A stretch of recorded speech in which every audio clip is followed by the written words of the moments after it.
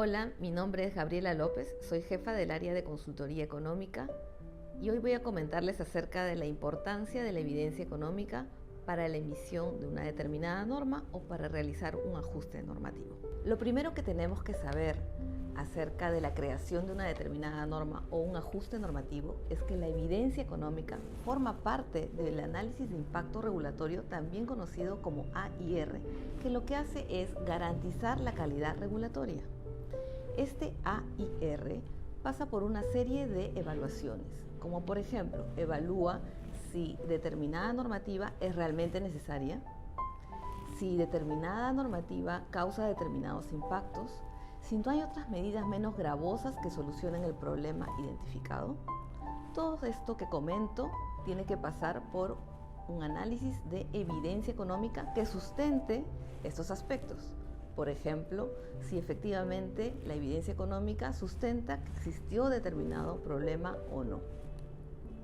Al respecto, el Poder Ejecutivo, en particular las entidades del Poder Ejecutivo, están obligadas a realizar este análisis de impacto regulatorio. De hecho, hace poco se acaba de aprobar la Ley de Mejora de Calidad Regulatoria que enfatiza la obligación que tienen estas entidades de realizar este análisis para su emisión normativa. Asimismo, los organismos reguladores, que son parte del Poder Ejecutivo, tienen ya hace algunos años implementados los lineamientos de calidad regulatoria. Otra realidad totalmente diferente es la que se vive de parte del Congreso, que no tiene el mismo estándar de evaluación.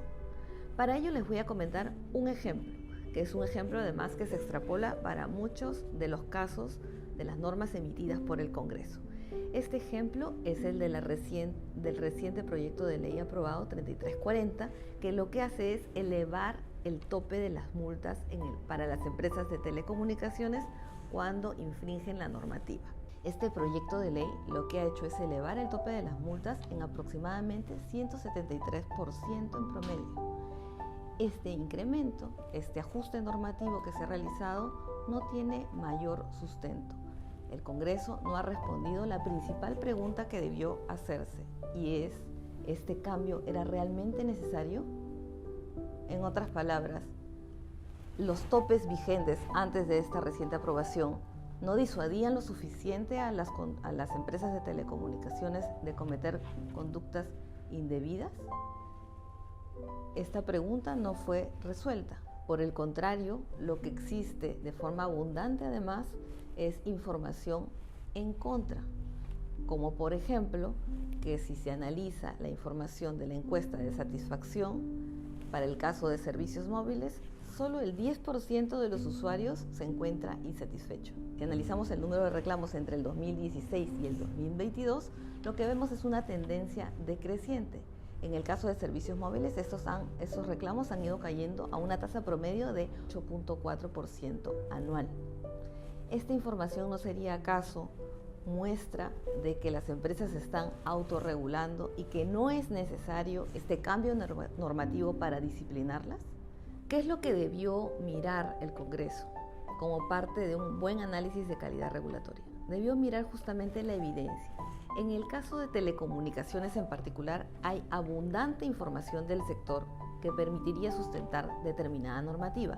Por ejemplo, hay encuesta residencial de telecomunicaciones, más conocida como Erestel, hay encuestas de satisfacción y también hay información provista por los propios operadores.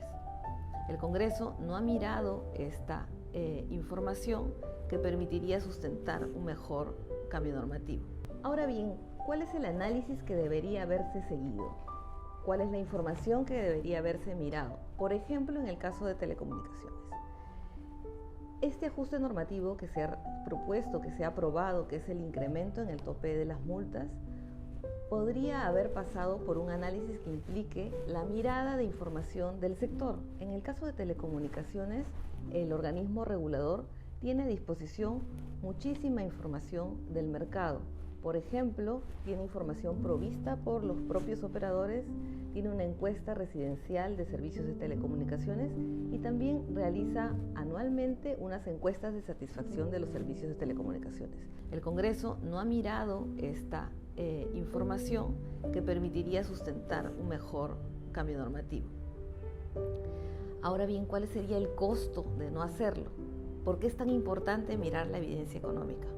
Hay muchos problemas, pero el principal es que terminas teniendo una norma que no sirve porque no permite atender el problema que identificaste. Y el segundo problema es que terminas encareciendo la actividad económica, que finalmente perjudica a los consumidores, a los usuarios del servicio. En el caso del ejemplo que les estaba comentando, el principal problema sería que las empresas de telecomunicaciones van a tener que incurrir en mayores costos para prevenir de una situación que las ponga en riesgo de cometer una infracción.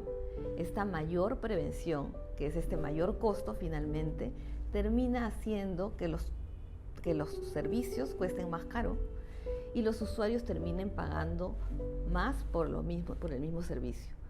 También permite que las empresas terminen por desatender otras actividades más importantes, como por ejemplo mayor inversión en cobertura. Todo esto que les he comentado es un ejemplo de por qué es muy necesario el análisis de calidad regulatoria y en particular la mirada a la evidencia económica que sustenta dicho análisis. El ejemplo que les acabo de comentar, entonces, permite graficar la situación que se vive en muchos de los proyectos normativos emitidos por el Congreso.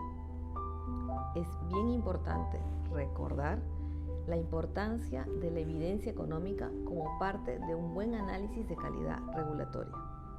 Solo un buen análisis de calidad regulatorio permitirá garantizar con normativa que sea eficaz y eficiente y que permite beneficiar finalmente a todos los consumidores y usuarios del servicio.